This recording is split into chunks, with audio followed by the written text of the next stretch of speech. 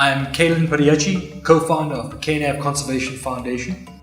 Myself and my twin brother founded the foundation back in 2011.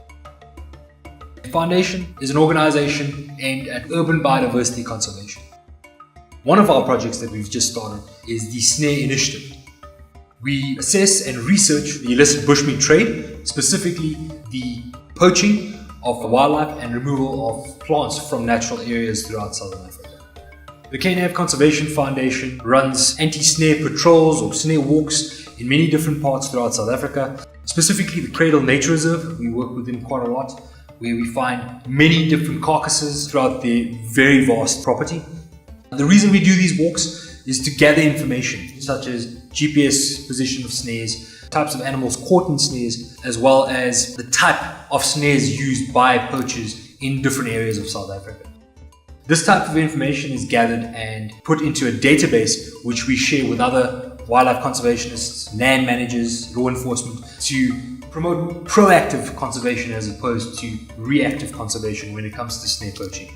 So for those of you that are not sure what a snare is, it is a wire much like this, can be smaller, can be larger.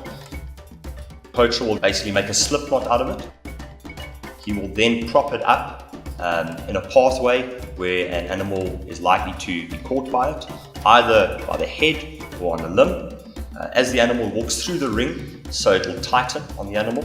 Once they're caught, the more they struggle, the tighter it gets, and there's no way for the animal to release themselves from the snare. On our anti-snare walks, we're often looking for what we call choke points. Now, in nature, animals tend to follow a route of least resistance. So a choke point is an area where animals are forced to go through. It could either be natural, as in a tree on one side and a rock on the other with a path leading between, or it could be artificial. And this is how snare poachers in particular capture animals. They create choke points which force animals into the area that they want. Animals need to drink a lot of the time, and specifically during the winter months, which are drier months here in Southern Africa, animals will congregate around water. So choke points are often constructed close to water, areas where the animals will come to drink.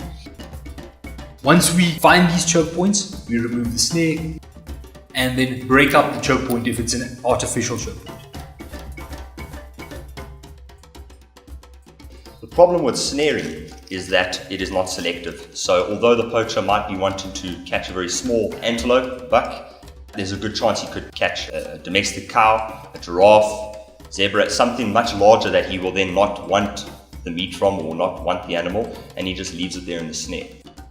The other problem as well is they might put the snare in today and only return within a couple of days. In the meantime, the animal has been caught in the snare, continues to struggle and eventually die from either blood loss or from being strangled by the snare.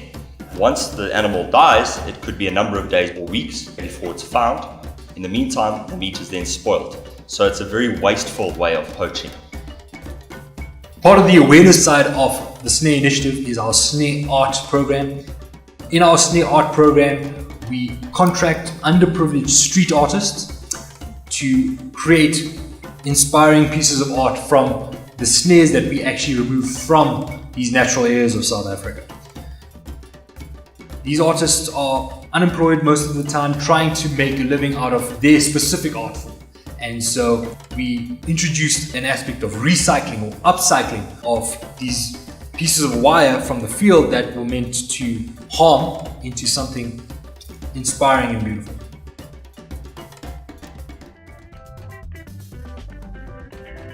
I'm Pariachi from the Kainav Conservation Foundation. My job is mainly the administration of the foundation. In the S.N.A.R.E Initiative, I mainly get involved with the design, marketing and development of the S.N.A.R.E art itself. The marketing of the pieces are done mainly through our Facebook page and our website.